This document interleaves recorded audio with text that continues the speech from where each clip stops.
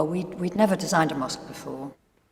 So obviously we had to do a lot of research, and one of the things that we quickly realized is that mosques throughout the world and throughout history have always taken on the culture and the vernacular of their time and place. So, a mosque from North Africa is very different from a mosque in China, very different from a mosque in India. The question we asked ourselves is, what should a British mosque be in the 21st century? Something that was of our time but very much fitted into this place.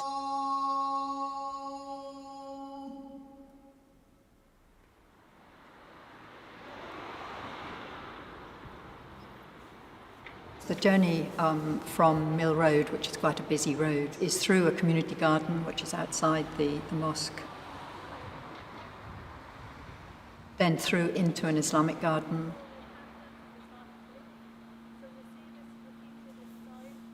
through to a portico which just kind of protects people from the rain, through to an atrium it is very much the community space of the building, and then through to the ablution areas, eventually into the prayer hall, which is twisted to address Mecca.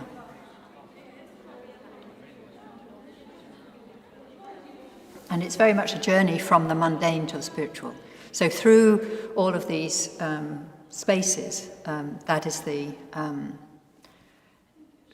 hope that people will leave their everyday concerns behind and be ready to look up, which is what most people do when they come into this space, because that's where the light is coming from, and address their spiritual world.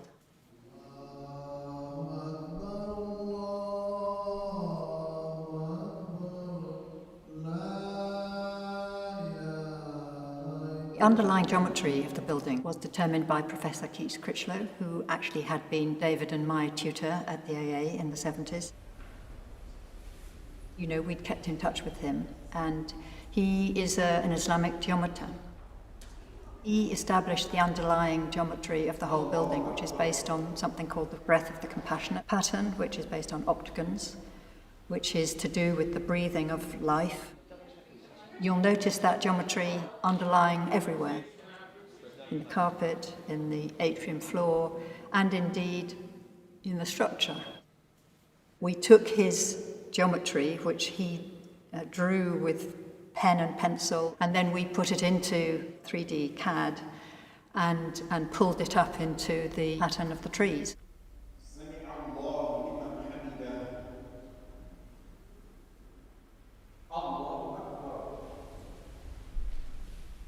Behind us are the mashrabiyah screens, which are the screens that divide the men from the women.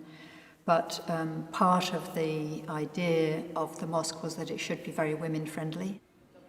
I think it is one of the most women-friendly mosques in the UK. What we've done is designed 3 different spaces for women, because it's important that they do feel comfortable. So if women coming from very traditional background want to be completely separate, there's a space up on the first floor. Then there's another space where they can be with their children. And then there's a space in the main prayer hall where they can be behind the mashrabiyah screen. But the mashrabiyah screen is low, it's got gaps in it, and it's movable. So the idea is that it's flexible.